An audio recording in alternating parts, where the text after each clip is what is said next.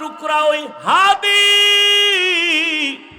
কত স্বপ্ন নিয়া ময়দানে আওয়াজ, কিন্তু অকাতরে চলে গেল। কেউ ভাবেও নাই সন্তানটারে নাকি হাতের মধ্যে নিয়ে বলেছিল, আমি যদি মরে যাই আমার সন্তানটাকে দেখে শুনে রাখিও। আজও কলিজা ভরে দোয়া করেছি, এমন একটা মোনাজাত নাই যেখানে আমি যুবকের জন্য কলিজা ভরে দোয়া করি না।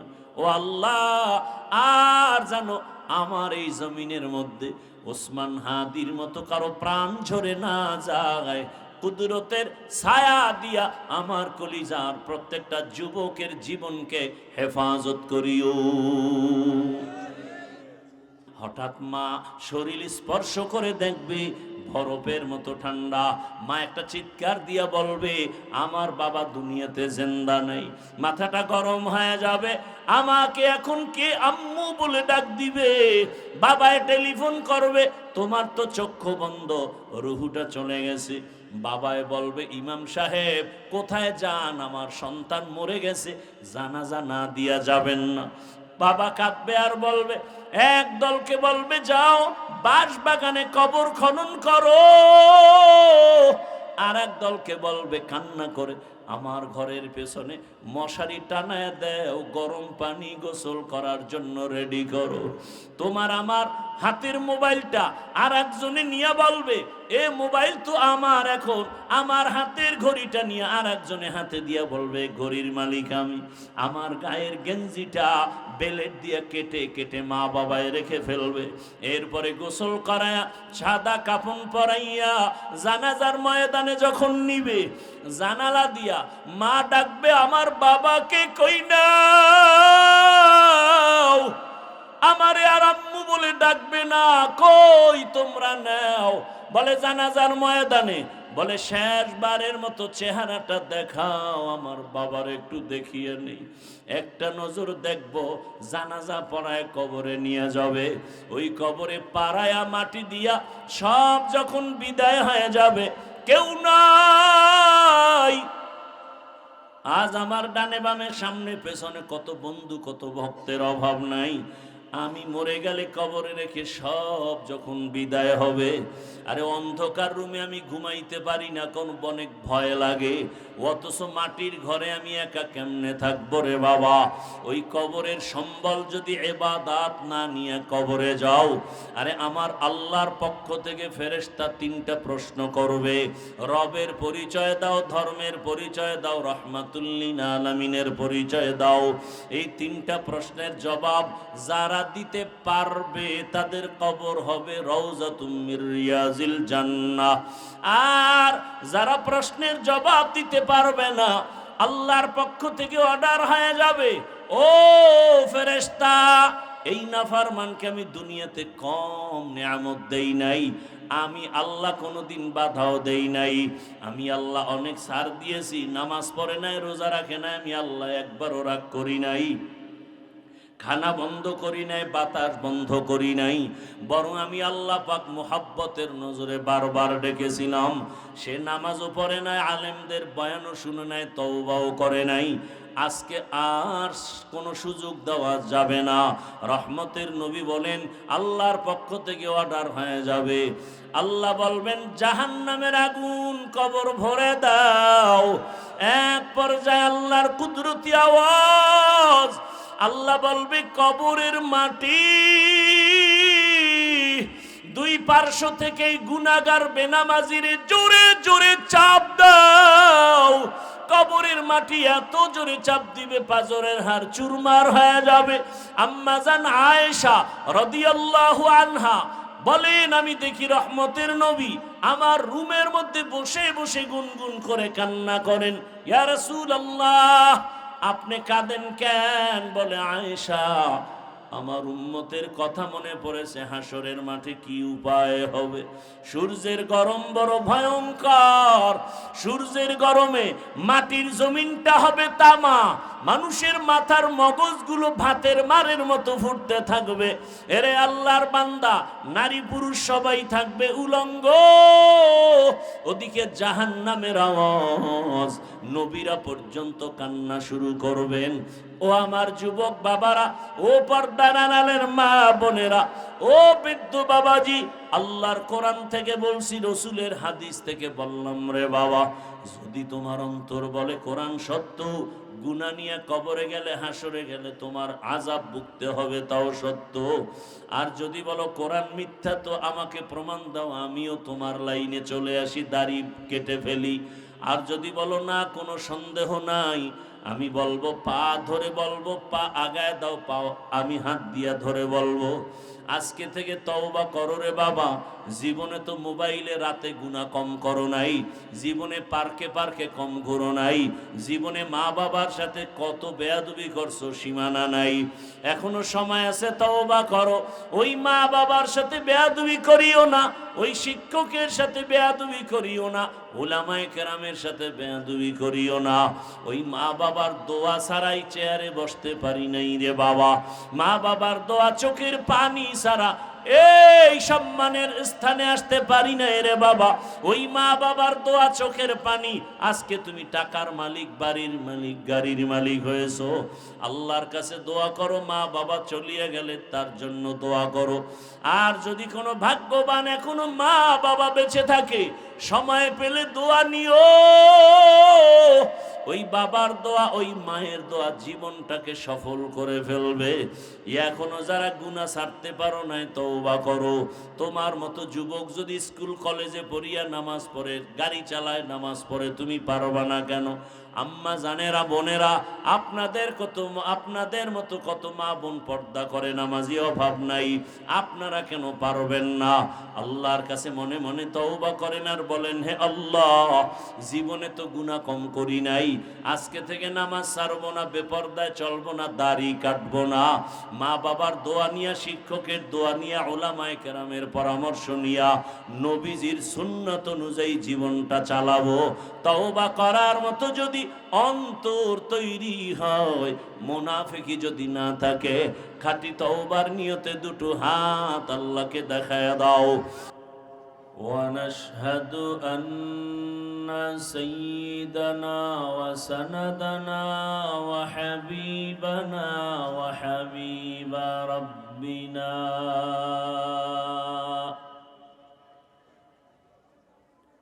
وطبيبنا وطبيب قلوبنا ومولانا محمدا عبده ورسوله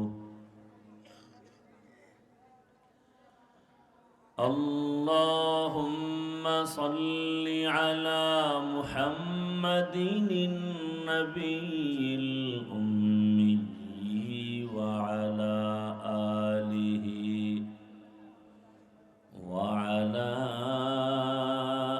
آله وسلم تسليما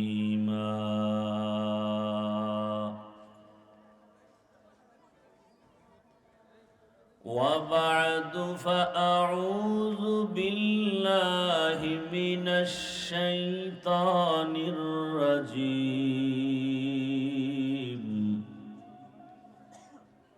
بسم الله الرحمن الرحيم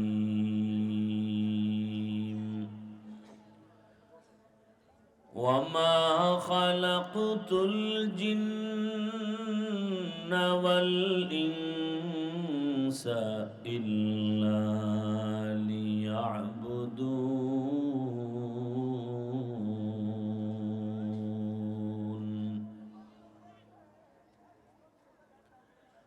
وقال النبي صلى الله عليه وآله وسلم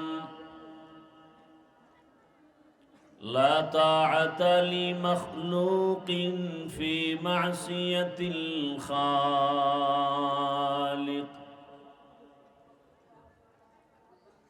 صدق الله مولانا العظيم وصدق رسوله النبي الأمي الكريم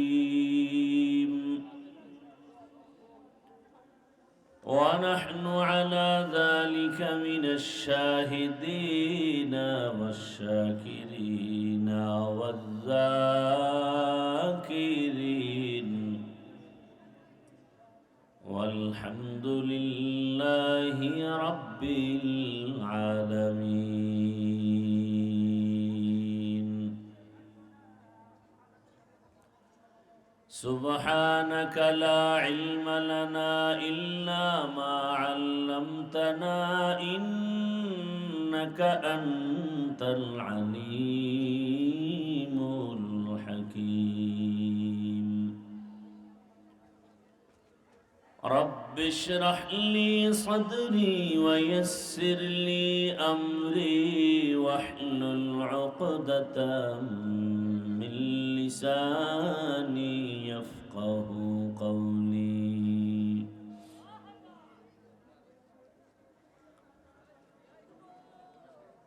मोमिन जो फिदा नक्शे काफे पाए नबी हो मोमिन जो फिदा नक्शे काफे पाए नबी हो ज़ीर कदम आज भी आलम का खजीना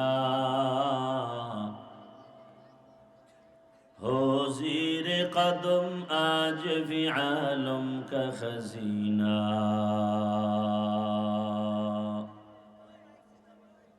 गर सुन्नत नबवी की करे पैरवी पैगाम गर सुन्नत नबवी की करे पैरवी उम्मत तूफान से निकल जाएगा फिर इसका सफीना तूफान से निकल जाएगा फिर इसका सफीना आशिक हो मेरा दर शहिन शाहिद आलम आशिक हो मेरा दर शहिन शाहिद आलम मिश्को से ज़ियादा मुबारक जिसका पसीना मिश्को से ज़ियादा मुबारक जिसका पसीना कर दिल में तरफ हो मेरे आका का ज़ियारत कर दिल में तरफ हो मेरे आका का ज़ियारत एक आन में आए नबी दिखला दे मदीना एक आन में आए नबी दिखला दे मदीना ला इलाहा इल्लल्लाह ला इलाहा इल्लल्लाह ला इलाहा इल्लल्लाह ला इलाहा इल्लल्लाह ला इलाहा इल्लल्लाह ला इलाहा इल्लल्लाह ला इलाहा इल्लल्लाह ला इलाहा इल्लल्लाह ला इलाहा इल्लल्लाह সবাই মহব্বতে লা ইলাহা ইল্লাল্লাহ লা ইলাহা ইল্লাল্লাহ সাউন্ডটা স্পষ্ট হয় না কিন্তু লা ইলাহা ইল্লাল্লাহ লা ইলাহা ইল্লাল্লাহ লা ইলাহা ইল্লাল্লাহ মুহাম্মাদুর রাসূলুল্লাহ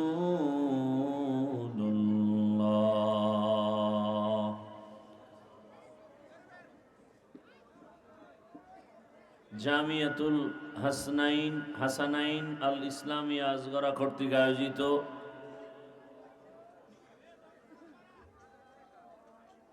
বাৎসরিক ওয়াজ মাহফিল 19শে ডিসেম্বর 2025। এই ভলান্টিয়ারের লোক, এই লোক সবগুলো বসাই দেন তো।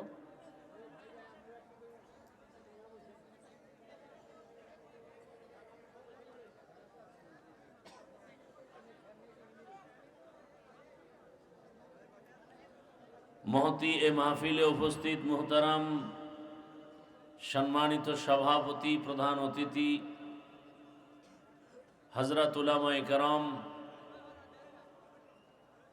বিভিন্ন জায়গা থেকে আগত আল্লাহ পাকের আশিকিন, জাকিরিন, শাকিরিন, মুহিব্বিন, মুরব্বিয়ান এজাম, কলিজার টুকরা আমার সমবয়সী যুবক বন্ধুগণ, স্নেহের ছোট ভাই, পর্দার আড়ালে মা বোনেরা, আল্লাহ পাক রব্বুল আলামিনের দরবারে শুকর যে আল্লাহ পাক আমাদেরকে সুস্থ রেখেছেন, আলহামদুলিল্লাহ। জীবনের এক অমূল্য সম্পদ আমাদের সুস্থতা। টাকা পয়সা, বাড়ি গাড়ি, আমাদের যত কিছুই থাক, যদি অসুস্থ হয়ে বিছানায় পড়ে থাকি, এই জীবনের কোনো দাম নেই। টাকা পয়সা, বাড়ি গাড়ি তেমন নেই, কিন্তু আপনি আমি যদি সুস্থ থাকি, এর থেকে সুখের জীবন আর।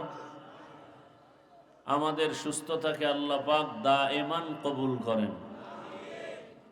এখনো যারা অসুস্থ, ঘরে বিছানায়, হসপিটালে, আল্লাহ তাদেরকেও পূর্ণ সুস্থতার নিয়ামত দান করেন। হযরত উলামায়ে কেরাম দীর্ঘ সময় আলোচনা করেছেন, আপনারাও ধৈর্যের সাথে শ্রবণ করেছেন। উলামায়ে কেরামদের কথাগুলো সহি তরিকায় আমাদেরকে আমল করার তৌফিক দান করেন। উলামায়ে হযরতদের ইজ্জতকে আল্লাহ বেশি বেশি বাড়ায় দেন। যারা বিরুদ্ধাচরণ করে, আল্লাহ তাদের হেদায়েত দান করেন। কিয়ামত পর্যন্ত আর আমরা নবী পাবো না, রসুল পাবো না, সাহাবায়ে কেরামদেরকে পাবো না। বড় বড় আইম্মায়ে কেরাম, আউলিয়ায়ে কেরাম যারা চলে গেছেন, এদেরকেও আর পাওয়া যাবে। একমাত্র ওই দায়িত্ব কোরআন সুন্নাহর আলোকে আমাদেরকে সঠিক শান্তির পথ দেখাবেন একমাত্র কিয়ামত পর্যন্ত উলামায়ে কেরাম। অতএব সেই উলামায়ে কেরামদেরকে নিয়ে যেন কোনো ষড়যন্ত্র আমাদের কাছে সফল হতে না পারে, অর্থাৎ কোনো আলেমকে আমরা দিল থেকে খারাপ মনে করব না। আল্লাহ তৌফিক দান করেন। আমি আপনাদের সামনে প্রতি বছরের ন্যায় এবছরও আল্লাহ হাজির করেছেন। দোয়া নিতে আসছি এবং সংক্ষিপ্ত আলোচনার জন্য কোরআনে হাকিমের এক আয়াত, রসুলের একটি হাদিস আমি আপনাদের সামনে তেলাওয়াত করেছি। এই যুবক, তোমরা বসো। তামাশা করতে আসছো না?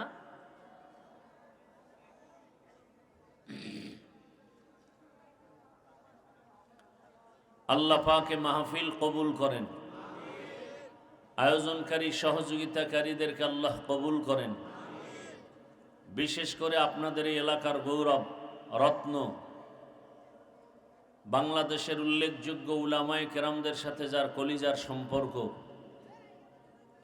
যার অবদান, যার অক্লান্ত পরিশ্রম এবং দিল ভাঙ্গা, হাড় ভাঙ্গা মেহনতে আজকের এই বেহেশতের বাগান। আজকের এখানে অনেকজন হাফেজে কোরআনের মাথায় পাগড়ি প্রদান করা হলো। দোয়া করি আল্লাহ হাফেজে কোরআনদেরকে কবুল করেন, আল্লাহ মাদ্রাসাকে কবুল করেন। এই সুন্দর বাগানকে আল্লাহ কিয়ামত পর্যন্ত কবুল করেন। যার অক্লান্ত পরিশ্রম আর মহাব্বতে উলামায়ে কেরাম আসেন, আপনারাও আসেন। ডান বাম তাকান না। সে হাজী সাহেব, আপনাদের পরিচিত ব্যক্তি জনাব আলহাজ আব্দুস সালাম ফকির সাহেব, আল্লাহ পাক তার হায়াতে, ইজ্জতে, রিজিকে বেশি বেশি বরকত বাড়ায় দেন, সুস্থতার নেয়ামত দান করেন। মৃত্যু পর্যন্ত যেন দ্বীনের খেদমত করে যেতে পারেন, সে তৌফিক আমার আল্লাহ তাকে দান করেন। সমস্ত পেরেশানি আর মুসিবত থেকে আল্লাহ কুদরতের দ্বারা হেফাজত করেন। আমি যে আয়াত পড়েছি, হাদিস পড়েছি, তর্জমাটা বলি, তারপরে কিছু ব্যাখ্যা। তৌফিক দিবেন কে? আল্লাহ। আল্লাহ তাআলা বলেন,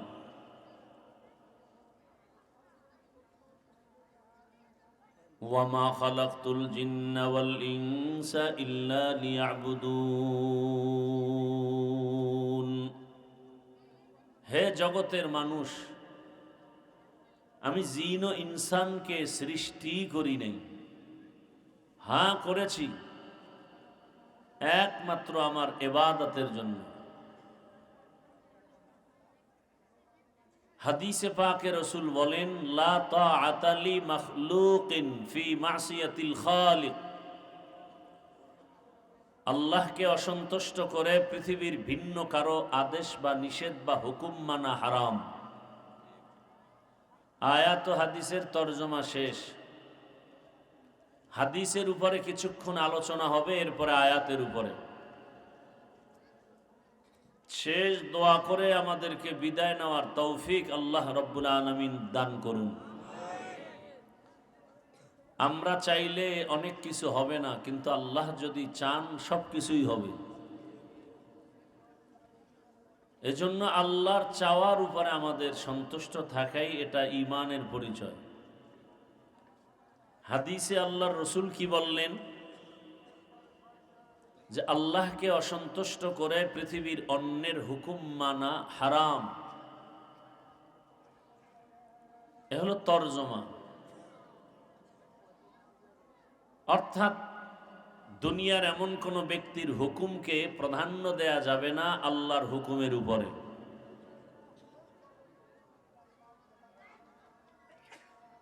যেমন ধরে নেন, আমরা পর্দা করি না, কিন্তু পর্দা করলে আল্লাহ বেজার হবেন, ভিন্ন দিকে আমার আত্মীয় স্বজন বেজার হবে।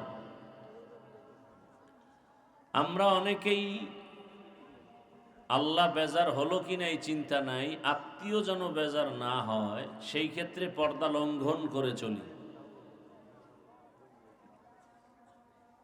বড় কঠিন হালাত। আল্লাহ রাব্বুল আলামিনের হুকুমকে অমান্য করে ভিন্ন ব্যক্তির হুকুমের গোলাম যদি কেউ হয়ে যায়, তার দুনিয়াও বরবাদ, আখিরাতও বরবাদ। যেমন আল্লাহর হুকুমের বাইরে আমাদের মধ্যে মানুষ বেশিরভাগ কার হুকুমকে বেশি মূল্যায়ন করে? মা বাবা, পীর, আউলিয়া কেরাম, আর নেতা আছে না নেই?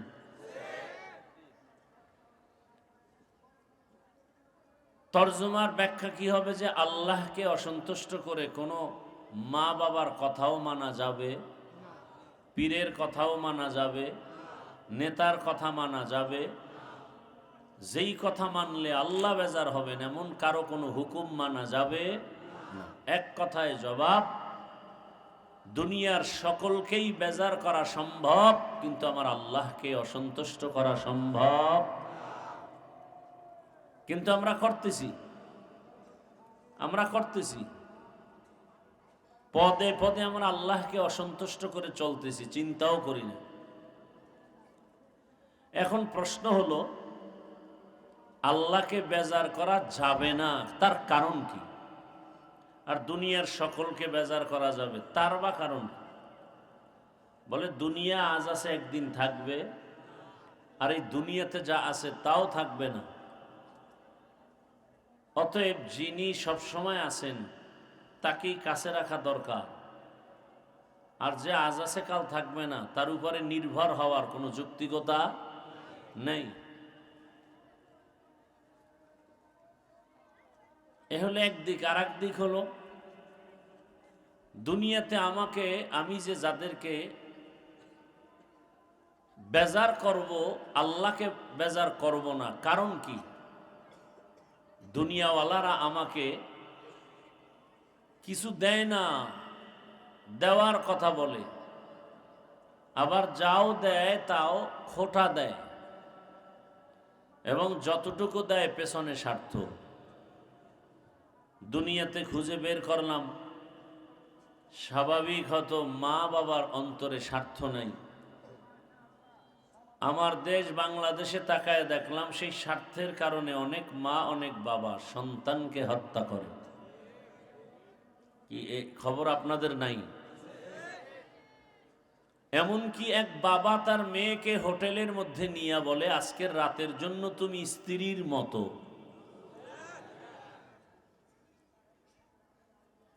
বাংলাদেশে এমন আর রাস্তা কোনোটাই বাদ নাই যা দেখি নাই। একটা শিশু বাচ্চাকে 6 ইঞ্চি পাইপের মধ্যে পড়ে গেল। দীর্ঘ টাইম ফায়ার টিম, আর্মি, প্রশাসন দিন নাই রাত নাই সেই মাটি খনন করে অনেক ভেতরে গিয়া ক্যামেরা দিয়া তদন্ত করে এরপরে বাচ্চাকে উদ্ধার করছে, করে নাই? ভিন্ন দিকে ওসমান হাদি নামের কলিজার টুকরা যুবকের গুলি করা হলো দিনে দুপুরে। সেই বান্দা দুনিয়া থেকে কাল বিদায় হলো, আগামীকাল আবার জানাজা হবে। ঢাকাতে লাশ আসছে শুনলাম। এই মৃত্যুর সংবাদের আগে তেমন কোনো আওয়াজ দেনেওয়ালা। আবার স্বপ্ন দেখলাম কে জানি বলতেছেন এটা বিচ্ছিন্ন ঘটনা। একটা তাজা যুবকের গুলি করে হত্যা করবে, এটা বিচ্ছিন্ন ঘটনা। আর আপনাদের এই সাইড জানি না, একটা কুত্তা পিটায় মারছে এজন্য পুরো দেশ গরম। কথা বলার মানুষ নাই, শোনার মানুষ নাই, বিরোধিতা করা মানুষের অভাব নাই। তাহলে আমার যুবকের নিরাপত্তা কোথায়? আমার মা, আমার বোন, আমার ব্যবসায়ী, আমার চাকরিজীবী নিরাপত্তা কোথায়? স্বাধীনের পর স্বাধীন, স্বাধীনের পর স্বাধীন, রক্তের পরে রক্ত, আর কত রক্ত? এখনো কি আপনারা সতর্ক হবেন না? এখনো আপনারা ভোটের আগের রাত্রে টাকা খাওয়ার জন্য অপেক্ষায় তসবিহ গুনতেছেন। একটা মুরগি যদি আপনারা আজগরা বাজার থেকে কিনতে যান 500-1000 লাগে কিনা? একটা খাসি কিনতে 20,000 লাগে না? একটা গরু কিনতে 1 লাখ লাগে। ওদের থেকে আপনারা বনি আদম আশরাফুল মখলুকের দাম নাই। কথা বলেন। অথচ বাংলাদেশের হালাত, ভোটের আগের রাত্রে 500 টাকা দিয়া মানুষ কিনে মানুষ। আমি বলবো এরা মানুষ না, এরা মানুষরূপী পশুর থেকেও খারাপ। টাকায় বিক্রি হয় পশু, কোনো মানুষ বিক্রি হতে পারে না। যাদের ওই রাতের ভোর রাতের টাকা খাইতে মনে চায়, বাথরুমে গিয়া 10 গ্রাম পায়খানা খাইও। আর সিরাজগঞ্জ জেলা শহরে গিয়া হালাল সাবান দিয়া কুলি করিও, তাহলে গন্ধ থাকবে না। কিন্তু হারাম টাকা খাইলে জাহান্নামের আগুন ছাড়া পবিত্রতা অর্জন হবে না। বলে গেলাম ইমানের মহাব্বতে আমিও জান্নাতে যেতে চাই, আপনাদেরকেও জান্নাতে নেওয়ার চিন্তায় পরামর্শ দিতে আসছি। কাউকে দূরে সরাতে আসি নাই, আক্রমণ করতে আসি নাই, গালি দিতে আসি নাই, সবাইকে আপন বানাতে আসছি। আমরা একসাথে যেন আল্লাহর জান্নাতে যেতে পারি। আমি কোনো দল, কোনো ব্যক্তির গোলাম হয়ে বয়ানে আসি নাই। আমি সব কথা বলবো আমার আল্লাহ, আমার রসুল, আমার কোরআন, আমার হাদিস, আমার ইসলামকে ঠিক রেখে। ভিন্ন সব বিষয় আমি ছাড় দিব, চুপ থাকবো, কিন্তু আমার আল্লাহ, আমার ইসলাম, আমার কোরআন, আমার হাদিস, আমার রসুলের বিষয় উল্টা পাল্টা কোনো আওয়াজ হলে সেখানে কোনো ছাড় দেয়া হবে না। মৃত্যু তো হবেই, গরুও মরে, কুকুরও মরে, আমি মানুষ, আমার মরণটা তো ভিন্নভাবে হতে হবে।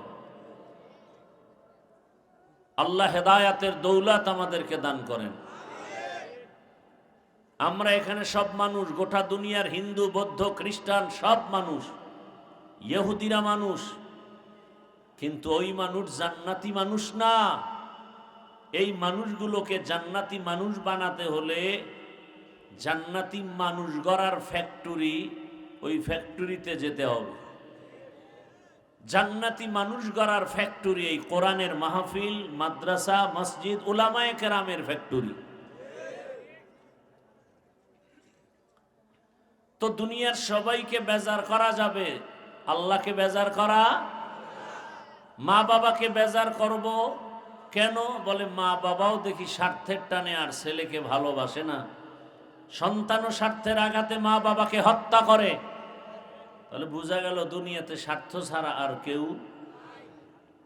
আমার আল্লাহর কি স্বার্থ আছে? বরং আমার মা আমাকে যতটুকু দয়া করেছেন, বাবা করেছেন, ভাই করেছেন, আমার আল্লাহ যে দয়া করেছেন এর হাজার হাজার হাজার কোটি ভাগের এক ভাগও দয়া দুনিয়ার কেউ করে।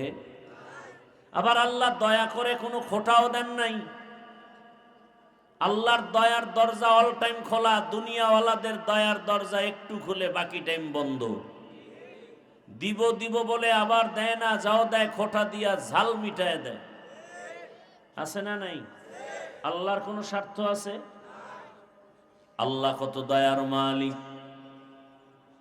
আল্লাহ বলেন আমি কেমন দয়ার মালিক, আমার দরওয়াজাটা অল টাইম খুলে রেখেছি।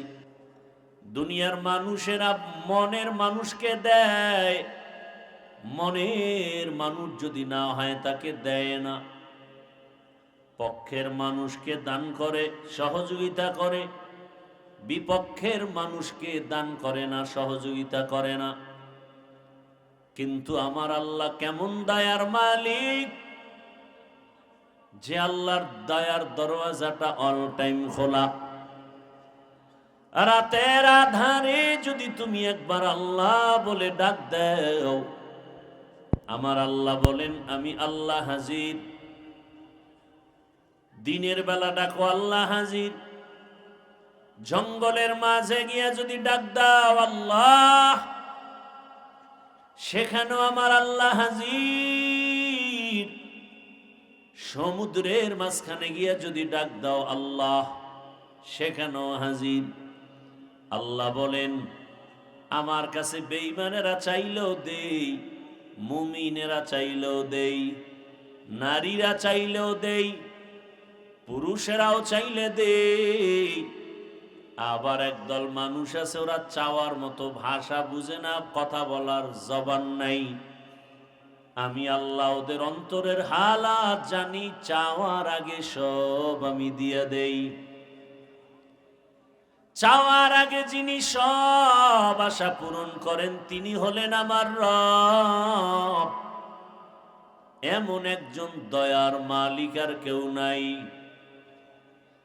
দুনিয়ার মানুষের কিছু নেওয়ার পরে যদি প্রশংসা না করি, বদনাম করি, আর দিবে না। কিন্তু আল্লাহ বলেন আমি কেমন দয়ার মালিক, তাকায় দেখ আমার দেয়া পানি, আমার দেয়া বাতাস, আমার দেয়া সূর্যের আলো, চাঁদের আলো, আমার দেয়া জমিনের ফসল, গাছের ফল, নদীর মাছ, সব যারা মন মতো খাইয়া আমার হুকুমের বিরোধিতা করো, নামাজ নাই, রোজা নাই, তেলাওয়াত নাই, পর্দা নাই, হালাল হারামের ভেদাভেদ নাই, আমি যদি স্বার্থপর হইতাম একটা নাফরমানকেও ঘুমের মধ্যে মেরে ফেলতাম। আল্লাহ মারছেন? আল্লাহ মারেন নাই। আল্লাহ মারবেন দূরের কথা, বড় আমার আল্লাহ প্রতিদিন বারবার বান্দাকে ডাকেন, হাইয়া আলাস সালাহ, হাইয়া আলাল ফালাহ। বারবার ডাকেন আসো আমার দরওয়াজায় একটা হাজিরা দিয়া যাও। ফজরে ডাক দেওয়া হলো, তোকে পাওয়া যায় নাই। আবার জোহরে ডাক দেওয়া হলো, বেজার হই না, আবার ডাক দেওয়া হইলাম মুয়াজ্জিনকে দিয়ে আসো নাই। আমি আল্লাহ রাগ না করিয়া আবার আসরে ডাক দেওয়াইলাম। আবার তোমাকে মুয়াজ্জিন আসরে ডাক দেয়, আসো। আসরেও আসো নাই, আমি আল্লাহ রাগ করি নাই। আবার ডাকা হলো মাগরিবে, আসো। তুমি মাগরিবে আসো নাই, আমি রাগ করি নাই। আমি আল্লাহ দয়ার দরজা দিয়া আবার এশার নামাজে ডাক দেওয়াইলাম। এশার নামাজেও তুমি নাই, আমি বেজার না। বরং আমি আল্লাহ এখন নিজে এতটা দয়াময়, এখন আমি আল্লাহ 5 বার ডাকাইছি মানুষ দিয়া, নবী রসুল দিয়া।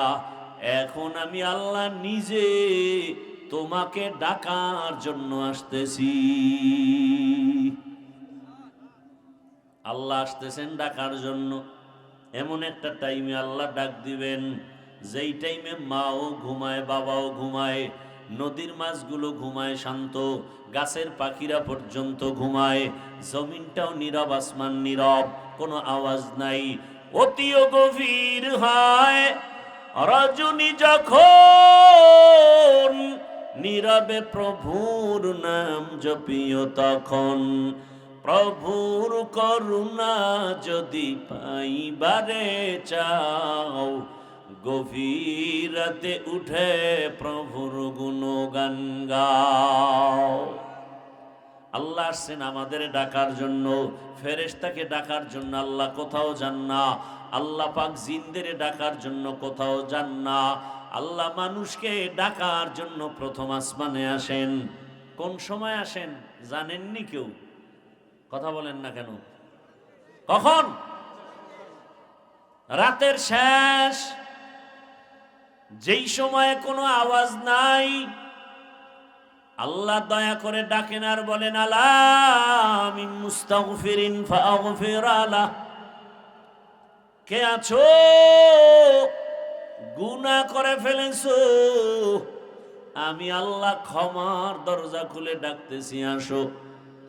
তুমি জীবন ভর 60-70 বছর কত গুনাহ করেছো, হাতের গুনাহ, চোখের গুনাহ, জবানের গুনাহ, অন্তরের গুনাহ।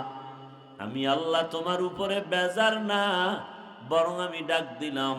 তুমি যদি আমার ডাকে সাড়া দিয়া সিজদায় পড়ে যাও, চোখের পানি ছেড়ে একটা ডাক দিয়া বলো, ইয়া রব্বি গফিরলি, ও আমার রব আমাকে মাফ করে দাও। ইয়া রব্বি গফিরলি, ইয়া রব্বি গফিরলি।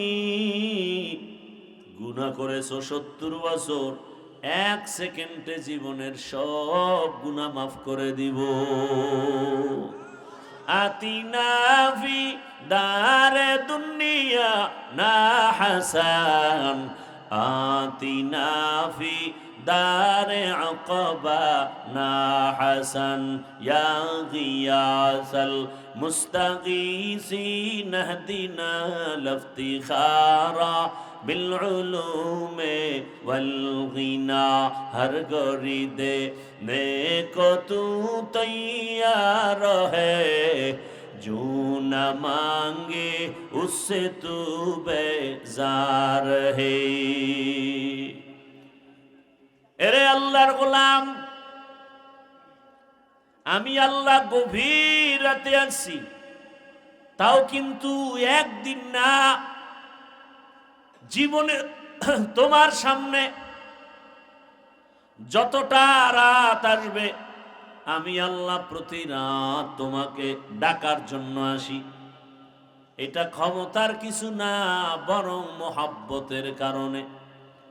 আমি আল্লাহ তোমাদের এত ভালোবাসি, আমি আল্লাহ জিনেরাও এত ভালোবাসি না, ফেরেশতাকেও এত ভালোবাসি না। তাহলে আমার আর আছে কারা? একমাত্র মানুষ। আমার তো আলাদা ছেলে নাই, মেয়ে নাই, স্ত্রী নাই, পরিবার নাই। খ্রিস্টানদের মধ্যে কেউ বলে আল্লাহর যেহেতু কেউ নাই, তবে মারিয়াম আল্লাহর স্ত্রী। আবার খ্রিস্টানদের মধ্য থেকে কেউ বলে ঈসা নবীর মা মারিয়াম আছে, কিন্তু ঈসা নবীর বাবা নাই। কথা হলে ঈসা নবীর বাবা আল্লাহ। কে? ঈসা নবীর বাবা আল্লাহ, মারিয়াম তার স্ত্রী। আবার একদল কয় না, যেহেতু বাবা নাই ঈসা নবী যারও সন্তান। আরো জোরে বলেন। অথচ আল্লাহ বলেন লাম ইয়ালিদ ওয়া লাম ইউলাদ, আমি কাউকে জন্ম দেই না, কারো থেকেও জন্ম নেই না। লাম ইয়ালিদ লাম ইউলাদে উলাইকাস, লাম ইয়ালিদ লাম ইউলাদে উলাইকাস, ওয়ালিদু মাউলুদেরাউ খালেকাস। ইব্রাহিম আলাইহিস সালাম মেহমান সারা খানা খায় না। আর আপনারা মেহমান দেখলে ইস্তেগফার পড়েন, অন্য দিক দা ভেগে চলে যান। আম্মাজানদেরও কিছু কিছু এরকম অভ্যাস, মেহমান পছন্দ করে না। অথচ রহমতের নবী বলেন, মেহমান তোমার ঘরের দরওয়াজায় যদি যায়, তোমার জীবনও ধন্য। মেহমান তোমার জীবনের ভাগ্যের একটা চাল দানা খায় না, বরং মেহমান তার নিজের রিজিকটাই সেখানে খায়। মেহমান আসলে রিজিকে বরকত হয়, রুজিতে বরকত হয়। ইব্রাহিম আলাইহিস সালাম মেহমান ছাড়া কখনো খানা খান না। আজকে অপেক্ষায় আছেন খানা খাবেন, কিন্তু মেহমান পাওয়া যায় না। নির্দিষ্ট না, জারি রাস্তায় পায়ের ধৈর্য নিয়ে খাওয়ায় দেয়, আসো এক দস্তরখানে খানা খাই। রসুলের সুন্নাত, মক্কা মদিনায় যাবেন, এখনো সেই রসুলের আদর্শ। কোটিপতি মক্কার টাকাওয়ালা মালিক যেই দস্তরখানে খায়, তাদের কাজের লোকেরাও একই দস্তরখানে খায়। এ হলো রসুলের আদর্শ। রহমতের নবী গরিব বলে কাউকে তাড়ায়া দেন না, কারণ আল্লাহর গোলাম। তুমি কাকে তাড়াইয়া দিতেছ? আমার মাওলায় তো তাড়ায়া দেয় না, তুমি কেন দাও? ইব্রাহিম আলাইহিস সালাম আজকে মেহমান পায় না, হঠাৎ এক মুশরিক, আমার আল্লাহর বিরুদ্ধে আচরণ করনেওয়ালা রাস্তা দিয়ে হেঁটে যায়। কাশো ভাইজান, আমার ঘরে একসাথে খানা খাও। খানা খাওয়ার প্লেটের কাছে নিয়ে যখন শুনলো, জানতে পারলো এইটা আমার জাতি ভাই মুসলমান না, খানার প্লেট থেকে তখন উঠাইয়া দিছে, যাও আমি বিধর্মীকে নিয়ে এক দস্তরখানে খাবো না। ওই মুশরিক আল্লাহর গোলাম মনে কষ্ট পায় যখন বিদায় হয়, সাথে সাথে জিবরাইল আমিনের আগমন হয়ে গেল, ওহী নাজিল হয়ে গেছে। রে ইব্রাহিম, মাত্র একটা বেলা খানার জন্য তোমার দরজা আসে নাই, চলন্ত পথে তুমি নিয়ে আসছো। এই বান্দাটাকে তুমি তোমার ধর্মের না বলে তুমি তাড়ায় দিয়েছো, খানা দাও নাই, পেটের ক্ষুধা নিবারণ করো নাই। ও ইব্রাহিম, এই বান্দার বয়স কত জানো? জীবনে দুনিয়াতে আসা থেকে আজ পর্যন্ত তোমার রবের খানা দিয়েছেন। আরে বিরোধিতা তো তোমার করে না, বিরোধিতা তো করে আমার। সেজদাটা তো আমাকে দেয় না, কপালের সেজদা তো আমার জন্য খাস। ওই সেজদা দেয় আগুনের সামনে গিয়া, তাহলে আমার কষ্ট লাগবে তো বেশি। অথচ তুমি মাত্র এক বেলার খানা দাও নাই, আর এই দীর্ঘ বছর আমার এই গোলামটাকে আমি এক বেলা খানা বন্ধ করি নাই, কারণ আমি রব,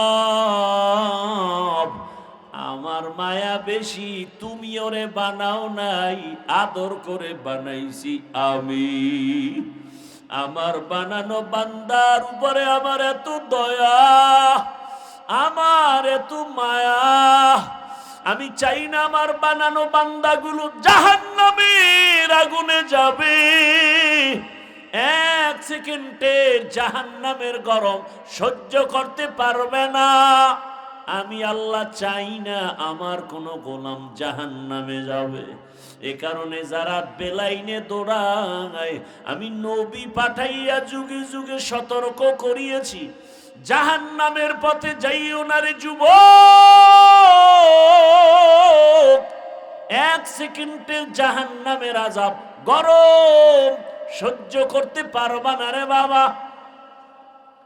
সব নবী রাসূল এই দাওয়াতই দিলেন জাহান্নাম থেকে বাঁচো। আমার রাসূল এই দাওয়াত দিলেন যে জাহান্নাম থেকে বাঁচো। এবার তাদের খলিফা, তাদের প্রতিনিধি, তাদের ওয়ারাসা, দুনিয়াতে বর্তমানে উলামায়ে কেরামের একই আওয়াজ, যদিও আওয়াজের টন ভিন্ন ভিন্ন, আমার কণ্ঠের আওয়াজ একরকম, আবার তাবলীগওয়ালাদের আওয়াজ ভিন্ন রকম, ফর্মুলা এক একটা আলাদা, কিন্তু উদ্দেশ্য কেন আলাদা না? আমার পেটের ভেতরে ব্যথা, ডাক্তার দেখাবো, গেলাম সিরাজগঞ্জ বাজারে, কথার কথা, ওখানে তো হোমিওপ্যাথিক ডাক্তারও বসে আছে। যদি বলি আমার পেটের রোগ নিরাময় করেন, সে দিবে আমাকে লিকুইড পানি, বলবে 10টা ঝাঁকি দিয়ে তুমি 2 ফোঁটা 2 ফোঁটা করে খাও। ওই পেটের রোগের জন্য আমি ঘুরিয়ে যদি এমবিবিএস ডাক্তারের কাছে যাই, ওই ডাক্তার বলবে ইনজেকশন দাও, সিরাপ নাও, ট্যাবলেট ক্যাপসুল নাও। আবার কোনো কবিরাজের কাছে গেলে বলবে তুমি তাবিজ নাও। আমি যেটা বুঝাতে চাই ভালো করে বুঝেন, হোমিওপ্যাথিক ডাক্তারের সিস্টেম আর ফর্মুলা আলাদা, এমবিবিএস ডাক্তারের রোগের ফর্মুলার চিকিৎসা ফর্মুলা আলাদা, কবিরাজের চিকিৎসা ফর্মুলা আলাদা, কিন্তু উদ্দেশ্য কারো আলাদা নাই। হোমিওপ্যাথিক ডাক্তারও চায় পেট ব্যথা ভালো হয়ে যাক, এমবিবিএস ডাক্তারও চায় পেট ব্যথা ভালো হয়ে যাক, কবিরাজও চায় পেট ব্যথা ভালো হয়ে যাক। ভাইরা আমার, ভালো করে বুঝো, ঈমানের লাইনে আমাদের কলবের মধ্যে রোগ আর গুনাহের ময়লা, এই রোগের চিকিৎসার জন্য একমাত্র উলামায়ে কেরাম ডাক্তার। বলে কেমন ডাক্তার? বলে ফর্মুলা এক এক রকম, এক একজনের। তাবলীগওয়ালাদের ফর্মুলা ভিন্ন, পীর সাহেব যারা মানুষের কলবের চিকিৎসা করে তাদের ফর্মুলা আর এক রকম, বক্তাদের ফর্মুলা, মাদ্রাসাওয়ালাদের ফর্মুলা আর এক রকম। ভিন্ন ভিন্ন ভিন্ন ভিন্ন ফর্মুলা হলেও কোনো টেনশন নাই, সবার উদ্দেশ্য এক, মানুষ জানো গুনাহ ছেড়ে আল্লাহওয়ালা হয়ে যায়। তুকু যাও সুন্নতে আহমদ কু যাও, বা মুহাম্মদ কে বুয়াদ নিসবত তোরা, মান আহাব্বা সুন্নতি কৌলে রসূল, মজদায়ে কা নামাই হাম কুন কবুল। আমার আল্লাহ তাআলা বলেন, আমি চাই না কেউ জাহান্নামে যাবি, কারণ এক সেকেন্ডের গরম সহ্য করতে পারো না, সেই পাওয়ার নাই, কারণ আমি তোরে বানাইছি দুর্বল করে। ওয়া খুলিকাল ইনসানু যায়ীফা, মানুষের মতো দুর্বল কোনো প্রাণী আমি সৃষ্টি করি নাই। মানুষ এতটাই দুর্বল, একটা মশার কাছে দুর্বল, একটা পিপিলিকার কাছেও আমরা দুর্বল, কিন্তু মর্যাদা দুর্বল না, মর্যাদা বাড়ায় দিছেন সবার উপরে। দুনিয়াতে যত প্রাণী আছে সবার থেকে মানুষের মর্যাদা বেশি। ওয়ালাকাদ কাররামনা বানি আদম وحملناهم في البر والبحر ورزقناهم من الطيبات وفضلناهم على كثير ممن خلقنا تفضيلا। বনি আদম বড় দামি। কয় কেন? কয় এগো মেধা বেশি। কয় মিথ্যা কথা। বনি আদম বড় দামি কেন? বলে এরা খেতে পারে বেশি। বলে মিথ্যা কথা। বনি আদম বড় দামি বলে কেন? এদের শক্তি বেশি। বলে মিথ্যা কথা। দুনিয়াতে সব শক্তিওয়ালাদের থেকে মানুষের শক্তি দুর্বল। দুনিয়ার সব মেধা সম্পন্ন প্রাণী থেকে মানুষের মেধা দুর্বল। দুনিয়াতে খানেওয়ালা প্রাণীর থেকে মানুষের খানার অবস্থা বড় দুর্বল। কি? মহাসমুদ্রে বড় বড় নীল তিমি আছে। এক একটা নীল তিমির প্রতিদিনের খাদ্য তালিকা 1000 কেজি চিংড়ি মাছ। কে খাওয়ায়? কে খাওয়ায়? ভাইরা আমার, জমিনের মধ্যে একটা বড় পাহাড়, কোহে কাফ, ওই পর্বতে একটা প্রাণী বসবাস করত, সিমোর্গ। ওই প্রাণীটার প্রতিদিন খাদ্য হলো 40টা মোটা তাজা হাতি। সুবহানাল্লাহ। না সারাদিন বিড়ি টানলে আইব কেমনে? হ্যাঁ, এক একজনের চেহারার থেকে কি নূরের আলো বিচ্ছুরিত হচ্ছে বিড়ি টানার ধাক্কায়। আল্লাহ হেদায়াত দান করুন।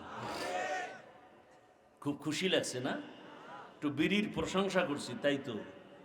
হ্যাঁ, বিড়ি টানেন যারা, বিড়ি টানেন, আপনাকে ঠোঁটগুলো খুব লাল।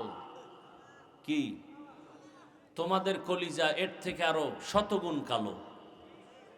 তোমার চরিত্র আরো কালো। পৃথিবীতে যদি কোনো ফাও আকাম থাকে, কিছু আকাম আছে লাভ আছে, যেমন মদ পান করা একটা আকাম, কিন্তু এটাই লাভ আছে। খাইলেই শরীরে এনার্জি বাড়ে, লঙ্গি খুইলেই বউরে মা কয়া ডাক দেয়। আছে না নাই? বলে গোটা দেশের মালিক এখন আমি। কি শেখ হাসিনাও নাই, খালেদা জিয়াও নাই, এখন দেশের মালিক আমি। বউ কয় ঘরে তো চাল নাই, কয় দোষ তো বোতলের, আমার কি? দুনিয়াতে যদি কোনো ফাও আকাম থাকে, এই আকামের নাম বিড়ি টানা। এই বিড়ি টানলে কোনো লাভ আছে? যদি কেউ বলো যে হ্যাঁ চেহারা সুন্দর হয়, শক্তি বাড়ে, খোদার কসম আমি বিড়ি টানবো। আল্লাহ হেদায়াত দান করুন। খুব ভালো কাজ করতেছেন যারা, করেন না? না তা হাসি আসে কেন? আমি কি হাসির জন্য বলছি? করতেছেন আকাম, আবার হাসতেছেন। লজ্জা থাকলে তো মাথা নত হওয়া উচিত। ওয়াজের প্যান্ডেলের বাইরে ঘুরে আর বিড়ি টানে, আবার মোনাজাত হবে, আবার বিড়ি। বউ কইব কি? মোনাজাতে বিড়ি কবুল হয়ে গেছে। কেউ আবার আসে ওয়াজের পরে বেলুন কিনে বাড়ি যায়, প্লাস্টিকের মাছ কিনে বাড়ি যায়। বউ জিগাইলে বলবে মোনাজাতে বেলুন আর মাছ কবুল হয়ে গেছে। হেদায়াত কপালে কবুল হয় নাই। আল্লাহ হেদায়াত দান করুন। জিন্দেগি মে বন্দগি তু করনা হে, जिंदगी में बंदगी तू करना है, जिंदगी बे बंदगी शर्मिंदा है, जिंदगी बे बंदगी शर्मिंदा है। খারাপ লাগতেছে আপনাদের? আহ, মাওলার কাছে কত ভালো লাগে তা জানেন? আল্লাহর তো ছেলে মেয়ে নাই, আল্লাহর তো আদরের আমরা। এই সুন্দর বাগান দেখা, হাদিস রসুলের এত সুন্দর এক মজলিস, আল্লাহ পাক আরশে আজিমের মধ্যে ফেরেশতা দিয়া মজলিস করতেছেন। সেই আরশে আজিমের মজলিসের বক্তা আমার আল্লাহ, শ্রোতা সব কি? কথা বলে না, ফেরেশতা। বয়ানের বিষয় কি? আমগে এই প্যান্ডেলে আমরা আসছি কেন? আমাদের প্রশংসার বয়ান চলতেছে। শেষমেশ আল্লাহ বলে দেন, ফেরেশতারা সাক্ষী থাক, ওই প্যান্ডেলে যারা বসছে এদের জীবনের সব গুনাহ মাফ। यहाँ हम सब मुसाफिर दिल ना लगा, अहले दिल की नजर से रूह करता जा, शाह दौलत सब फकीर गर नेक नेहे, शाह दौलत शब फकीर गर नेक नेहे, जिंदगी में बंदगी तू कर नहे, जिंदगी बे बंदगी शर्मिंदा है, जिंदगी बे बंदगी शर्मिंदा है, जिंदगी में बंदगी कौन बंदगी, बंदगी बे जिंदगी शर्मिंदगी। এরে আমার কলিজার যুবক বাবারা, বৃদ্ধ বাবাজি, পর্দার আড়ালের মা বোনেরা, আল্লাহ পাক আমাদের এত আদর করে বানাইছেন, মানুষের মতো দামি কোনো প্রাণী বানান নাই। মানুষ শক্তির কারণে দামি না, মানুষের থেকে শক্তি একটা কুকুরের মধ্যে বেশি, শিয়ালের ভেতরে বেশি। একটা পিপিলিকার সামনে আমরা কতটা দুর্বল। আরে আমি হাফিজুর রহমান, ইভেন আপনারাও দুনিয়াতে যখন আসবেন, আম্মা জান এমন প্রসব বেদনায় কান্নায় মাতোয়ারা হয়ে গেলেন। ও আমার বাবারা, ভালো করে বুঝো, আমার আম্মা জানের কণ্ঠের আওয়াজ এত ছোট, কারণ আমার আল্লাহর ভয়। নারীদের শরীরটা ঢেকে রাখা যেমন ফরজ, তাদের কণ্ঠের আওয়াজটাকে বেগানার থেকে আটকায় রাখা ফরজ। আম্মাজানের কণ্ঠের আওয়াজ ঘরের ভেতরের রুম থেকে সামনের রুমে যায় না, এতটা সেই ভয়ে আমার আম্মা চলেন। কিন্তু যেদিন আমি দুনিয়াতে আসবো, প্রসব বেদনা, আম্মাজানের এত কান্নার আওয়াজ, আম্মাজানের কান্নার আওয়াজে পাশের বাড়ির মানুষও ঘুমাইতে পারে না। ঠিক নেই? ভালো করে বুঝো, খালি কানসুক করো না, কিছু বুঝো। মায়ের আওয়াজটার কারণে বাড়ির ডানে বামের মানুষ ঘুমাইতে পারে না। বুঝতে পেরেছে কেন এত কান্নার আওয়াজ? যেই মায়ের কণ্ঠ বাইরে যায় না, ওই মায়ের কান্নায় পাশের ঘরের মানুষ ঘুমাতে পারে না। এত করুণকারী কাহিনী কেন? বলে প্রসব বেদনার কান্না। ওদিকে আমার দাদি, আর এক পাশে আমার নানি আমার আম্মারে সান্ত্বনা দেয়, কান্না করো না, ধৈর্য ধারণ করো। আম্মার কান্না বন্ধ হয় না। এক পর্যায়ে মা বেহুশ হয়ে যায়, আবার হুশে আসে।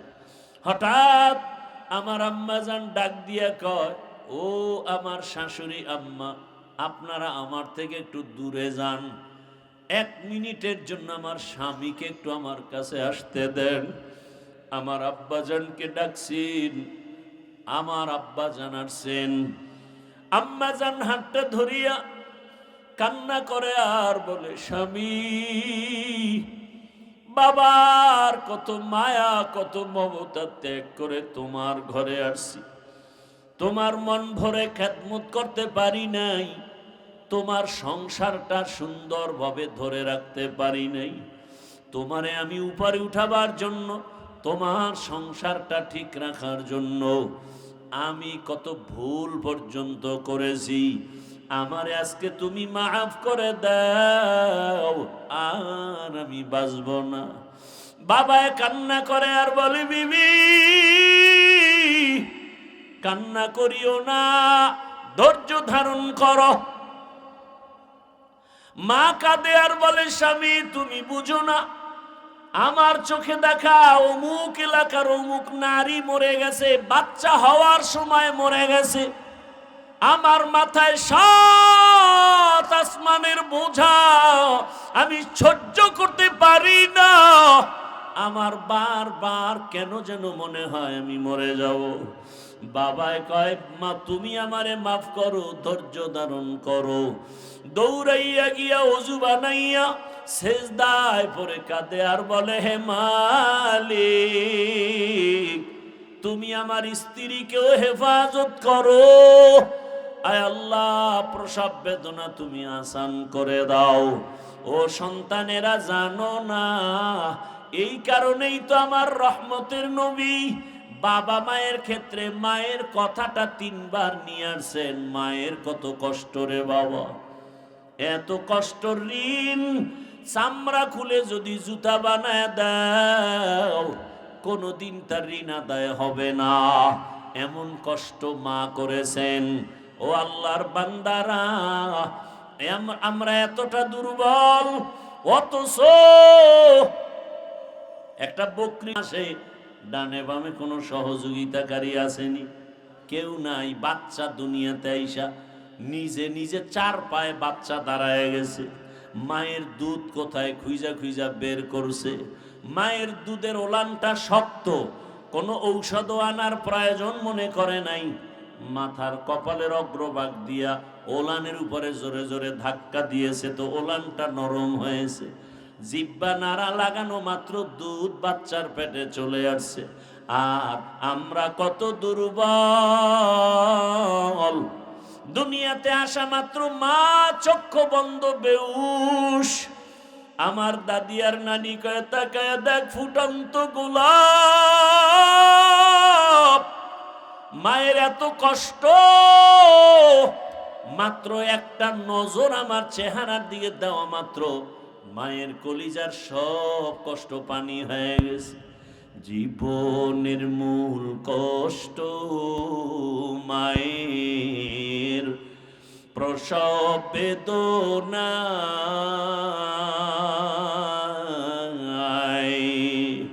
7 আসমান 7 জমিন তখন মায়েরই মাথায়।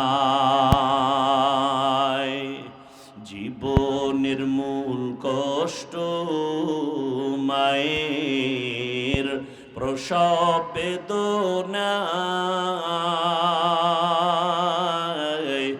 7 আসমান 7 জমিন তখন মায়েরই মাথায়। আমার সুন্দর মুখ দেখি মায়ের, আমার সুন্দর মুখ দেখি মায়ের, ব্যথা যায় দে হাসাইয়া। ও আমার প্রাণের মা, মা গো মা, কোথায় গেলে মোরে ছাড়িয়া, জনম দুঃখী ইয়াতিম আমি, চাই না কেহ ফিরিয়া। আমি যখন ছিলাম আমার মায়ের উদরে,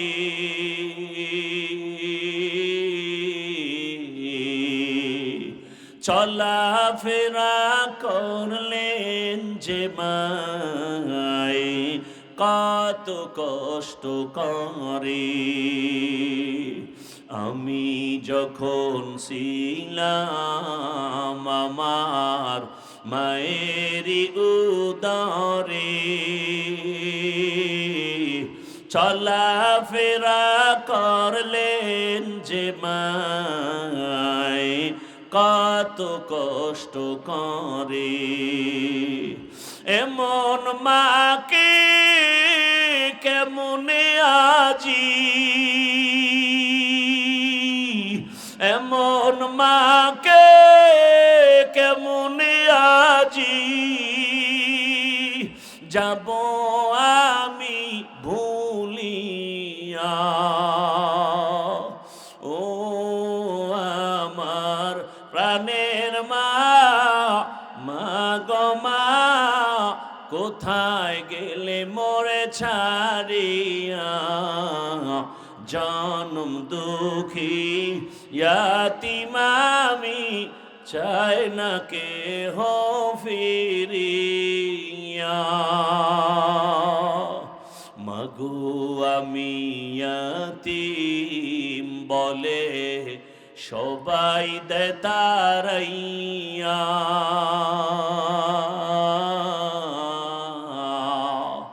দুঃখের সাথে দিন কাটাই মা, পেটে ক্ষুধা নিয়া। মাগো আমি ইয়াতীম বলে সবাই দেয় তাড়াইয়া, দুঃখের সাথে দিন কাটাই মা, পেটে ক্ষুধা নিয়া। ঘুমের মাঝে মাকে দেখে, ঘুমের মাঝে মাকে দেখে কেন্দে দেই বুক ভাসাইয়া। ও আমার প্রাণের মা, মা গো মা, কোথায় গেলে মোরে ছাড়িয়া, জনম দুঃখী ইয়াতীম আমি, চাই না কেহ ফিরিয়া। খিদমতে মা দর পে দর কুন সুবহ শাম, খিদমতে মা দর পে দর কুন সুবহ শাম, তাকে বাসি দর্দ আলম নেক নাম। কি এদের হেদায়েত হয়ে গেছে? কপাল ফোরারা হেদায়েত হয়ে গেছে না বিড়ি টানতে যাও? আল্লাহ হেদায়েত দান করুন। আরো জোরে বলেন। এনে আমার কলিজার যুবক, আজকে এই বছর তুমি বয়ান শুনতেছো, আগামী বছর বয়ান হবে, তুমি থাকবা কিনা জানা নাই। আমার কলিজার টুকরা ওই হাদি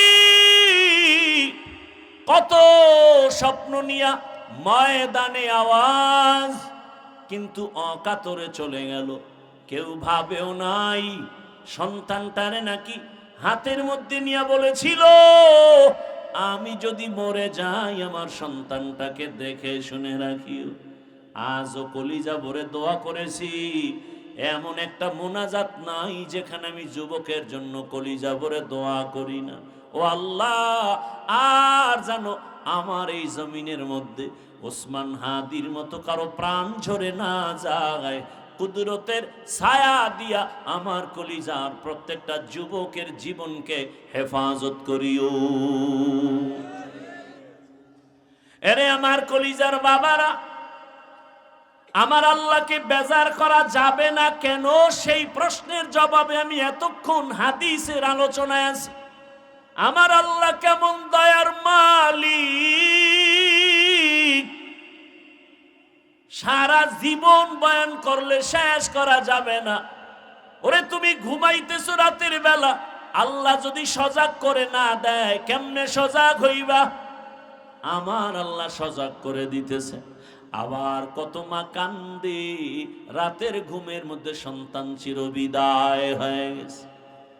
ও আমার যুবক, এত কষ্ট করে এত দৌড়ান দৌড়াই, না খানা না ঘুম না শান্তি, পায়ে ধরে ধরে বলি বাবা তুমি স্কুলে পড়ো, কলেজে পড়ো, চাকরি করো, ব্যবসা করো, আমি কলিজা ভরে দোয়া করি। আমি একথা একবারও বলি নাই স্কুল বন্ধ করে মাদ্রাসায় যাও, তাবলিগে যাও, পীরের কাছে যাও, না হয় জাহান্নামে যাবে। বাংলাদেশে আমি যুবকদের খুব ওজন দিয়া বলি, যুবক তুমি স্কুল ছাড়বা না, কলেজ ছাড়বা না। আমার দেশে মাওলানা মুফতি মুহাদ্দিসের অভাব নাই আলহামদুলিল্লাহ, তবে কলিজায় দুঃখ, আমার দেশে আদর্শবান ডাক্তারের অভাব, আদর্শ ইঞ্জিনিয়ারের অভাব, আদর্শবান ওসি ডিসি এসপির অভাব।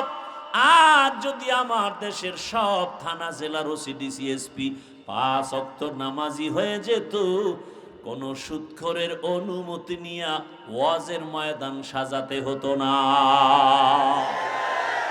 ঠিক কিনা বলো?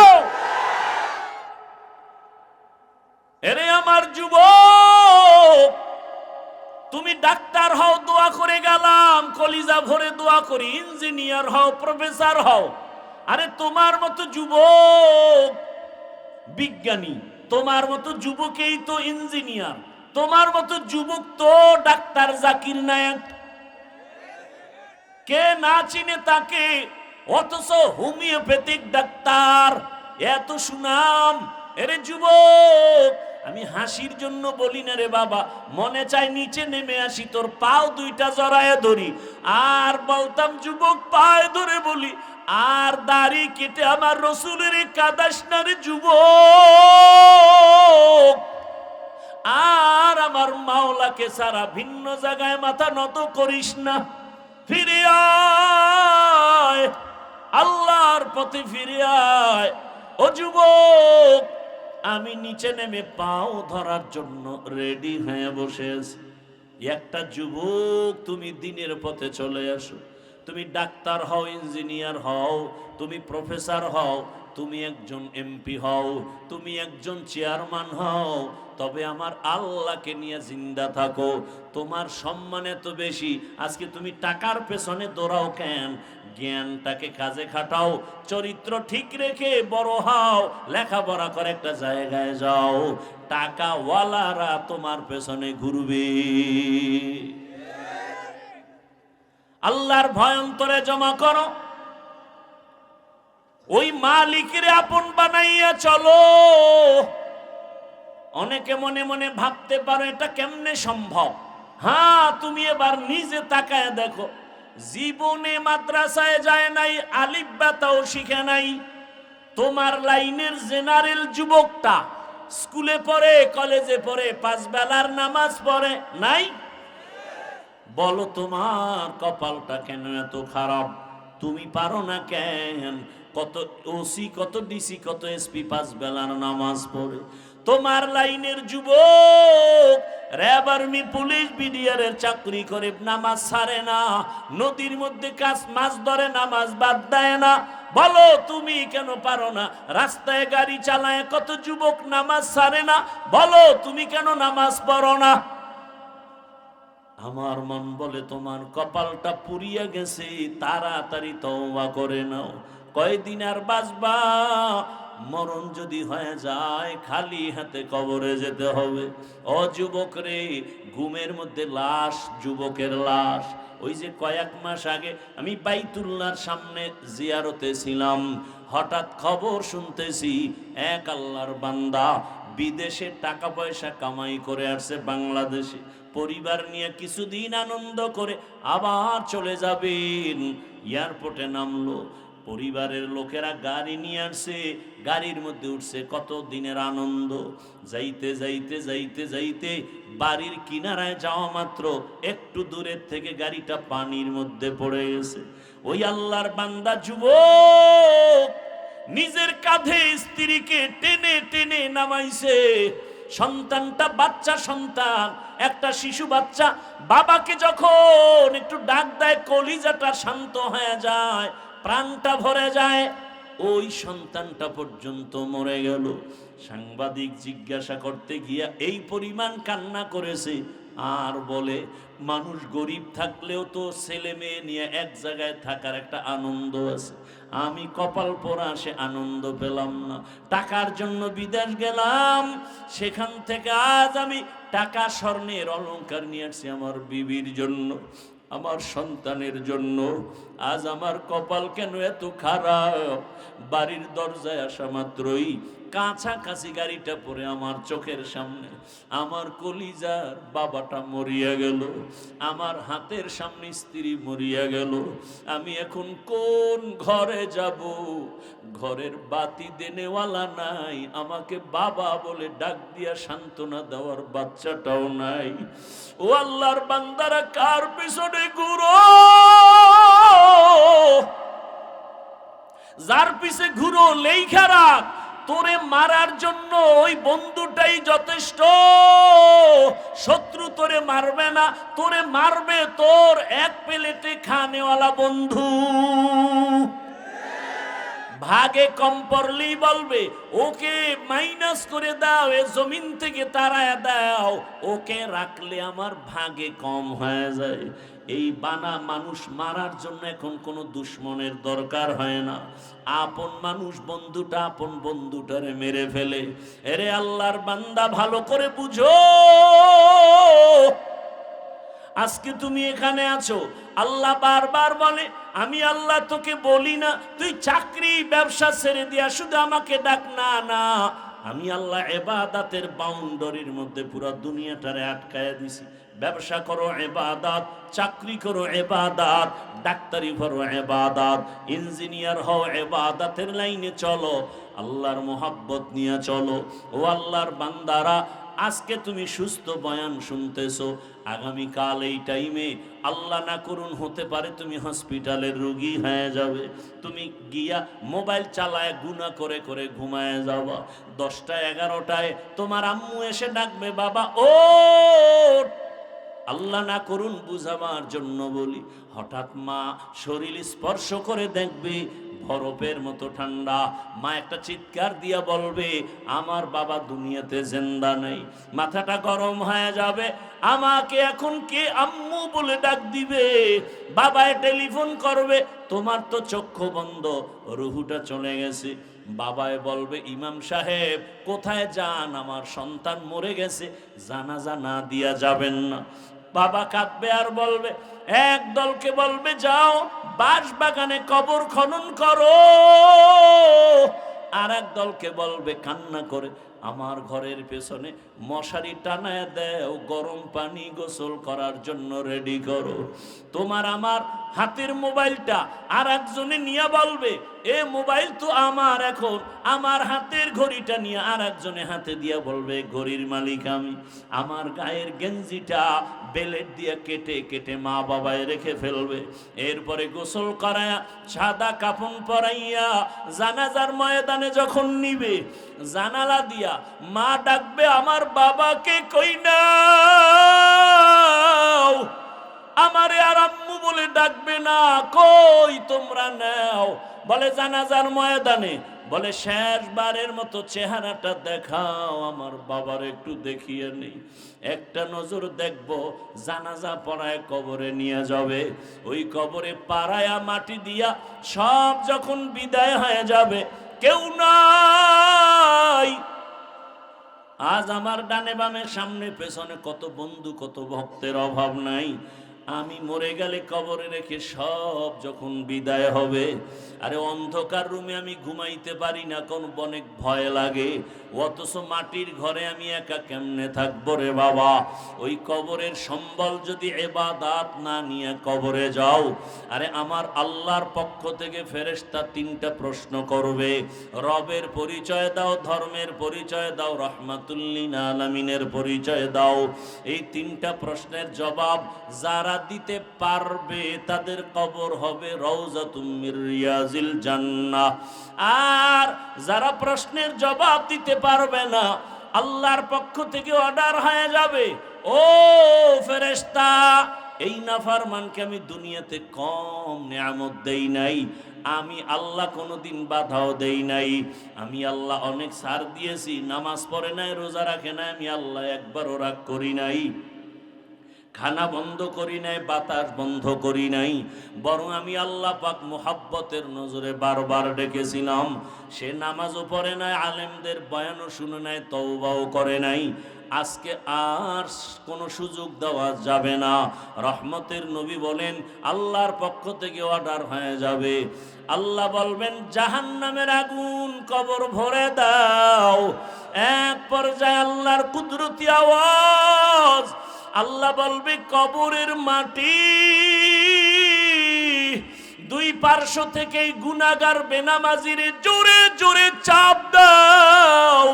কবরের মাটি এত জোরে চাপ দিবে পাজরের হাড় চুরমার হয়ে যাবে।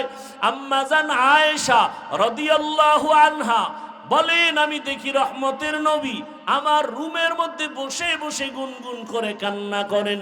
ইয়া রাসূলুল্লাহ, আপনি কাঁদেন কেন? বলে আয়েশা, আমার উম্মতের কথা মনে পড়েছে, হাসরের মাঠে কি উপায় হবে।